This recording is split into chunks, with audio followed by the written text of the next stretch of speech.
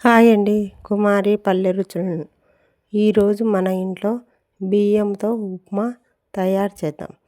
ఒక గిన్నెతో బియ్యం తీసుకొని ఆ బియ్యాన్ని బాగా కడిగి ఎండలో ఆరనివ్వాలి.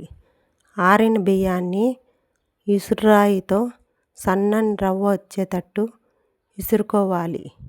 ఇసిరిన రవ్వను ఒక గోళం తీసుకొని ఆ గోళంలో కొద్దిగా నూనె వేసి ఈ రవ్వను వేసి వేగనివ్వాలి. వేగేసరికి పచ్చిమిర్చి, టమోటా, ఎర్రగడ్డ, క్యారెట్ ముక్కలుగా కట్ చేసుకొని పెట్టుకోవాలి. ఆ రవ్వ మంచి వాసన వచ్చేంత వరకు వేగనిచ్చి పక్కన పెట్టుకోవాలి.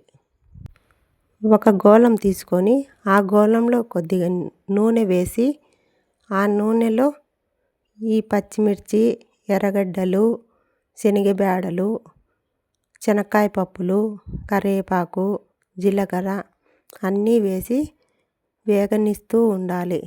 వేగిన తర్వాత క్యారెట్ ముక్కలు, టమోటా ముక్కలు అన్నీ వేసి సన్న మంట మీద వేగనివ్వాలి.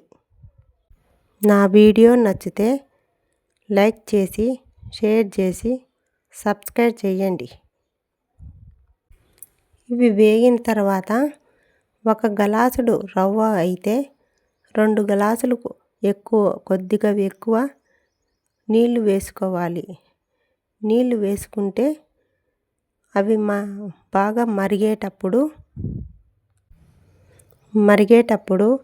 కొద్దిగా ఉప్పు, కొద్దిగా పసుపు వేసి ఆ ఎసుట్లో రవ్వ వేసి కలుపుతూ ఉండాలి.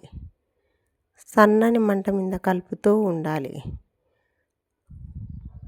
ఈ ఉప్మా మా అమ్మమ్మ చేసేది. చాలా టేస్టీగా ఉంటుంది. ఈ ఉప్మాను మన ఇంట్లో పప్పుల పొడి ఉంటే వేసుకొని తింటే చాలా టేస్టీగా ఉంటుంది. Thank you.